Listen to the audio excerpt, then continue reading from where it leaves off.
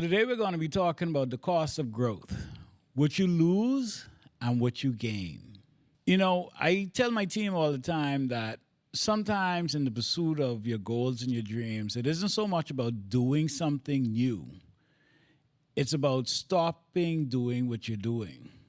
So often we think that in order to achieve greatness, we have to add to what it is that we're doing, but sometimes you have to take away.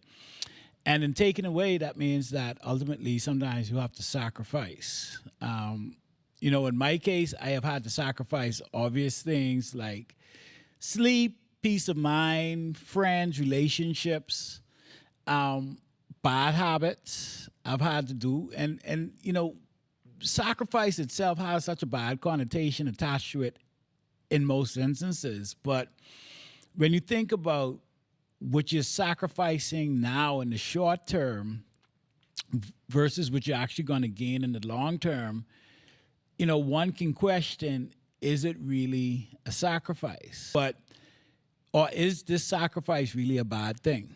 And so if I have to do without something in the short term that will ultimately get me to achieve the goal or the dream that I have for the long term, then I am willing to sacrifice that.